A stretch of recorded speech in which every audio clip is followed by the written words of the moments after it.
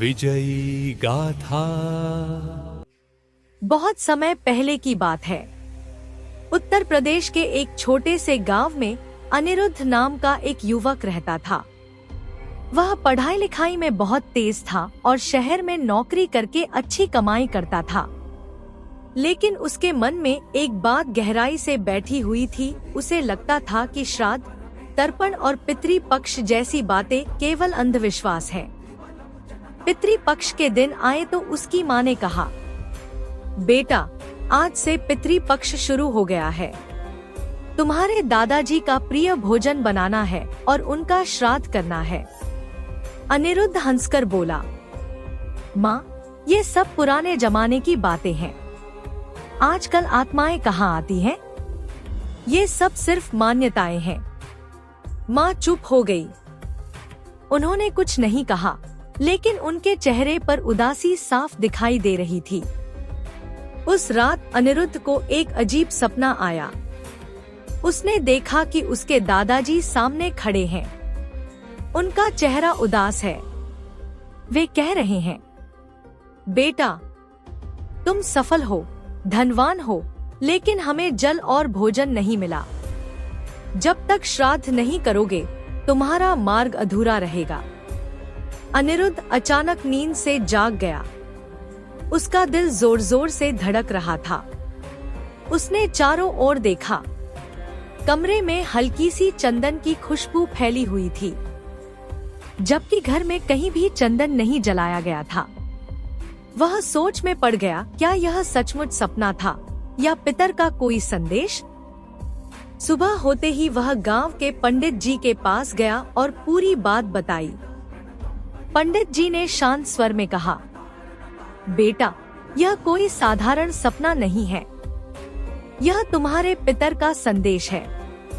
पुराणों में साफ लिखा है कि जब आत्मा देह छोड़ देती है तो उसका संबंध केवल श्राद्ध और तर्पण से ही जुड़ा रहता है।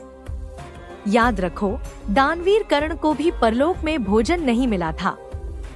जब तक भगवान ने उसे श्राद्ध करने का अवसर नहीं दिया, तब तक उसे भी भूखा रहना पड़ा। यही कारण है कि पितृपक्ष में अपने पूर्वजों को जल और भोजन अर्पित करना बहुत जरूरी होता है। अनिरुद्ध यह सुनकर स्तब्ध रह गया। उसे पहली बार महसूस हुआ कि शायद वह अब तक गलत सोच रहा था। अब हर शाम वह अपने आंगन में दीपक जलाने लगा। जब दीपक की लौ चमकती तो उसे लगता जैसे कोई अदृश्य छाया उसके पास आकर बैठ गई हो। कभी उसे ऐसा लगता कि कोई उसके कंधे पर हाथ रख रहा है, तो कभी ऐसा महसूस होता कि कोई मुस्कुराकर उसे देख रहा है। धीरे धीरे घर का वातावरण भी बदलने लगा। जहाँ पहले अक्सर झगड़े और तनाव होता था, वहाँ अब शांति और सुख आने लगा। अनिरुद्ध को यह बदलाव साफ महसूस हुआ।